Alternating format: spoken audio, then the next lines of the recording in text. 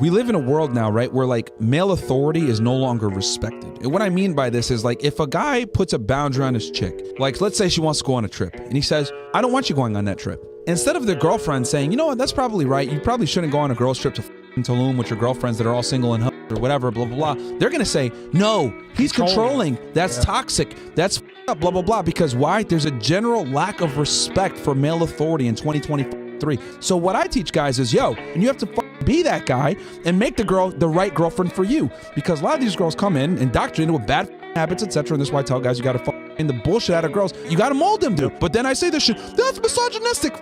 You. No, it's realistic because men have to move differently now because girls don't come pre-assembled. They don't come with a good father. They don't come with a good family. They don't have religion. They don't have morals. They don't have shame anymore. So you have to put these things in them as the guy and the leader. Essentially, what nice guys do is what they suffer with is not that they're too nice or anything. It's just that they have incredibly weak boundaries when it comes to women. They simply are not just women. It could be anybody. What they do is they lack a lot of masculinity. And what they do is they blame the fact that they're so nice as to why they can't get women. But it's not about being nice. It's about a lack of masculinity. And one of the best ways to establish masculinity is placing boundaries, particularly with women. When you don't like a behavior, you don't roll over and allow it to continue and then give her more in order for you to get her. You set a boundary and you have a willingness to walk away. Nice guys, what happens is they don't like to exert their boundaries and they don't have a willingness to walk away. So what ends up happening is their nice nature becomes a reason for resentment because women don't like it. They actually feel angry when you're too nice to them because then they don't feel protected. They feel like you're weak. If you let a woman make all the decisions for you, she'll slowly start to hate you because she'll feel like she has to raise you and she'll lose respect for you. So you're better. What we truly want is not a man that just is like chaotic. We just want a man who we can trust makes good decisions. He's not the nice guy. He's the one that we'll submit to. But the one that doesn't trust his own decision making and we have to do it and he comes across as being nice, essentially he's seen as weak. Contemporary women claim they don't need men, yet simultaneously expect men to provide for them and ensure their security. If you genuinely believe you can navigate life independently, then refrain from making demands on us. This sentiment has become deeply personal for men who hear such assertions. A recent encounter exemplified this, as I crossed paths with my neighbor, a single mother who identifies as a toxic feminist, struggling with a load she couldn't manage. Despite acknowledging her presence, I chose not to assist, considering her a walking red flag as both a feminist and a single mother. Moreover, the concept of chivalry appears non-existent. Society has normalized disparaging men simply for being men, a deeply misguided perspective. Men who attempt to discuss their challenges often face ridicule, mockery, and belittlement. Some women may superficially encourage men to open up about their issues, only to treat them poorly afterward, exacerbating their feelings of inadequacy. Furthermore, societal expectations, often reinforced by fathers or other influential figures, discourage men from expressing their emotions, perpetuating the harmful notion that doing so diminishes their masculinity. Many men have encountered these challenges in various forms. The prevalence of depression among men and their reluctance to discuss their feelings is a significant issue in many countries. Understanding the reasons behind this is not a complex matter. In numerous countries, if a man were to assert, "We don't need women," it would be deemed cataclysmic.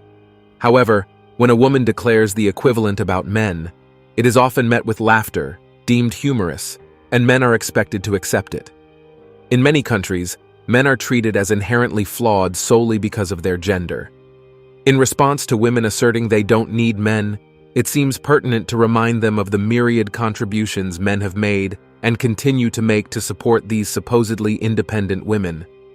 Consider who typically designs and builds the cars they drive, performs repairs when they break down, handles oil changes, and resolves power outages during inclement weather to ensure women can charge their devices. Reflect on the gender primarily responsible for truck driving, delivering goods to shops, including food, constructing roads and public transport, and maintaining their smooth operation. Furthermore, think about the gender that responds when a woman faces plumbing issues or blocked sewage systems, ensuring seamless bathroom usage. Finally, consider the predominant gender among police officers, working tirelessly to ensure the safety of not just men, but also women. To be blunt, men are not inherently designated as the protectors of women, and it is not their obligation to assist and shield them. Women are perfectly capable of helping themselves. If aiding a woman jeopardizes your well-being, it's best to refrain. There is no obligation to assist modern, self-sufficient, and ostensibly independent women. In the same way that love and affection have been commodified, perhaps it's time to attach a fee to any assistance they seek. Many men perform favors for women with the hope of gaining certain advantages. The instinctive, protective nature of men towards women has been ingrained over history, with men often sacrificing their lives to safeguard women and children. It could be argued that without the ingenuity of men, human survival as a species might have been compromised long ago. Have you ever heard of female privilege? Numerous men instinctively rush to aid women, hoping to appear virtuous, often motivated by the desire for intimacy. In professional settings, men readily assist women, while their willingness to aid other men may be less pronounced.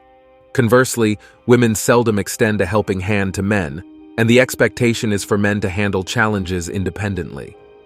Additionally, many women operate under the assumption that most men have ulterior motives, assuming helping a man implies romantic interest.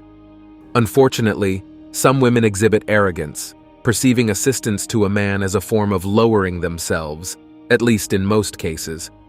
Women exhibit remarkable arrogance, subscribing to the notion that they don't require men for anything beyond occasional impregnation or assistance in opening a jar. While some argue they only need a man's seed, the reality is that men play a crucial role in making the world function. Consider the air conditioning unit providing comfort in an office, facilitating the claim of equality. Yet it's the work of men that has established a safe and convenient world. Men continue to sustain this order by undertaking hazardous and dirty jobs that women seldom choose or demand. Given the prevailing political climate, the Me Too movement, and the growing animosity towards men, there's a cautionary stance for men to refrain from assisting women. Helping women now poses a risk to personal freedom, jeopardizing the right to a lawful and due process-driven life. The prudent course of action is to contact the appropriate emergency services and disengage. Interference under any circumstance is advised against, recognizing that, from the perspective of modern women, men are often perceived as potential threats. Proceed with caution if you choose to assist, keeping these risks in mind. And that's it for today on Sigma Traits. Make sure you hit that like button, smash that subscribe button, and don't forget to ring that notification bell. Support this channel through membership. You can also support through PayPal link in the description. Let us know your thoughts in the comments below. See you all tomorrow.